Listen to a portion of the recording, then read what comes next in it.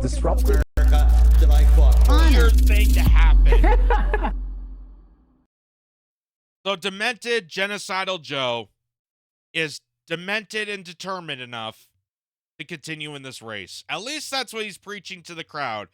After a horrible debate performance, after countless times, countless articles, countless polling numbers are showing that even his most loyal supporters are noticing that he may be a little too old and not capable enough to have some sort of leadership role, which is what I've been saying since the start of Biden's administration. But it's nice to know that people are finally catching up to this. But he's so stubborn enough to continue on this race. I'm sure his family is, head and heels on the fact that they continue on their luxurious lifestyle. Dr. Jill Biden, able to maintain her status quo as being the first lady, and Hunter is able to get away with his crimes because dad's in control. And here's how he made it very clear at a rally in Madison, Wisconsin. And he made it so clear that he screwed up again. And when I got clear was that Joe Biden, he can't. He can't. Well, let me say it as clear as I can. I'm staying in the race. I'll beat Donald Trump. I will beat him again in 2020. 2020. You're gonna beat Donald Trump in 2020. So I'm gonna imagine that Joe Biden has some sort of time machine.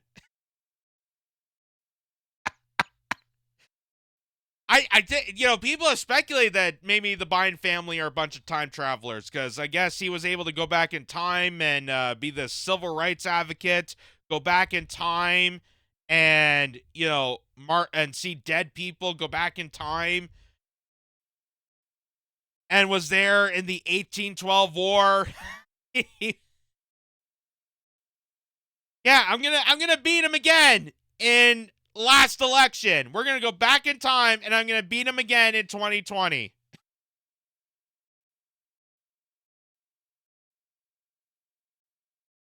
How people cannot see this is just beyond me. Let me say it as clear as I can. I'm staying in the race. I'll beat Donald Trump. I will beat him again in 2020. I'm going to make this perfectly clear. I'm going to screw up again.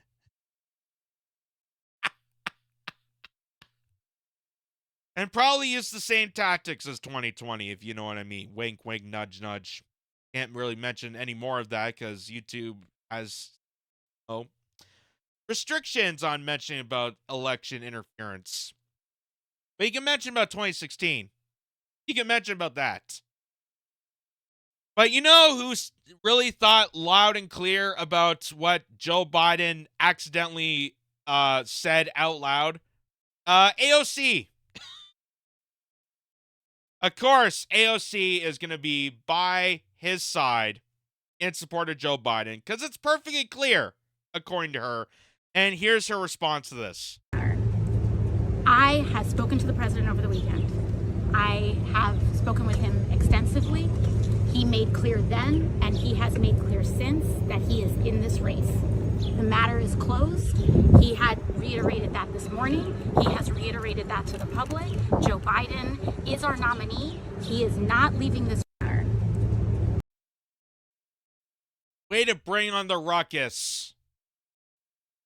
Way to challenge that Democratic Party. I wish I had that clip on me, actually, when AOC was running in her campaign. Remember where she was supposed to shake within? She was going to go and be the part of the Justice Democrats. She was going to shake the party up. She was going to infiltrate, with the people from the Bronx, she grew up as this bartender, working class populist, going to go in there and stir things up.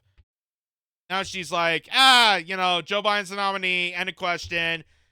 I can't comment on this. He's running, end of story. Like literally taking the words right out of Nancy Pelosi's mouth and shoving it down AOC's throat. He's the nominee. Get over it.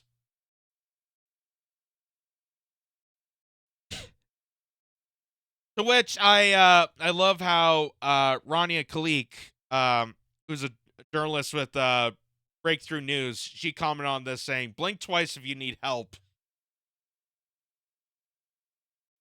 Because AOC is held captive to the Democratic Party. She is a Democratic establishment candidate. She is no longer at all any of the persona that she claimed to be previously, which made me believe that that whole idea of her, changing within was just a psyoptic move. Same with Bernie Sanders.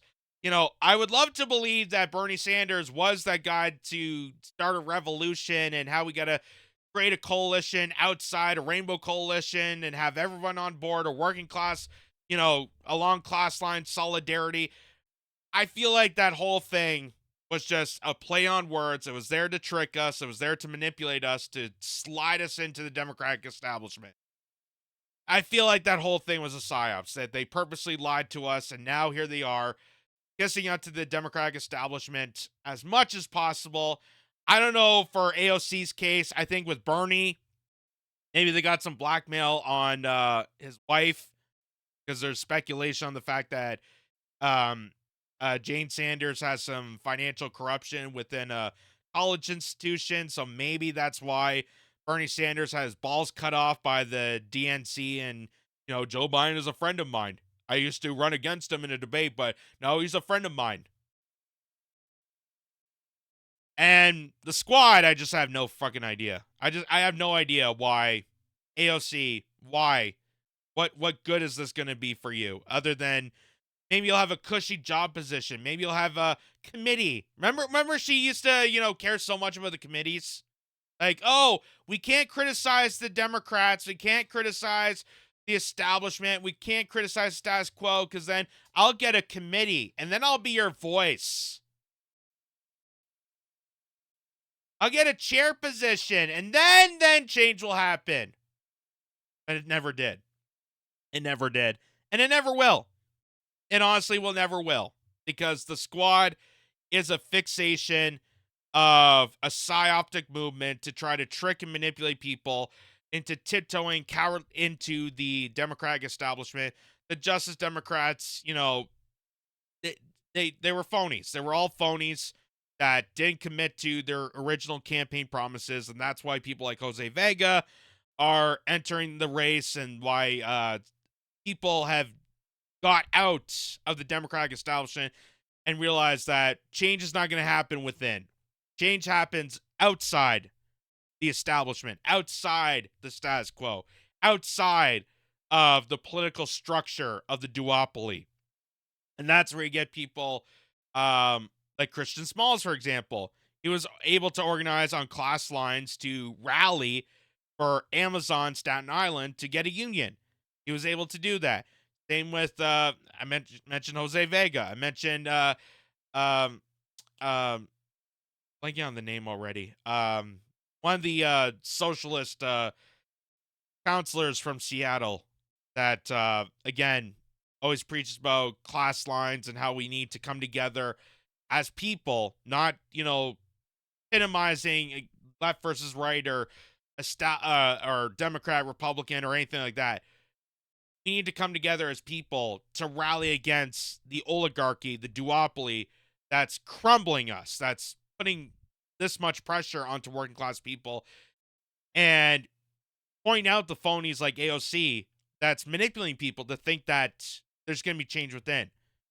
And people still want to believe that. People still feel like there's some sort of religious connection of, oh, if we push this Democrat in, then finally things are going to change. No, it's not. Because once they get into the party, that's when they realize that, hey, I can have a cushy job just kissing their asses. And I don't have to do anything. I'm now in office. I'm not obligated to serve people. I'm not obligated to do anything. And that's what I see here. That's what I see in this little rant here, that AOC is not obligated to say anything to anybody. And that's why she openly just said, well, Biden's the nominee. Get over it. I can't do anything. I talked to him. He's the nominee. Just go with it. And what is that going to do for for the people you're supposed to represent. What is that going to do for your voters? Nothing. It's not inspiring. It's not encouraging. It's nothing. It shows what a hack, a phony, a liar, and narcissist you truly are. Which is probably why you got into office in the first place. There's that kind of personality of going in the Democratic establishment. There's kind of a reason why you went that direction. And maybe finally we're seeing the true colors of AOC in this little rant here.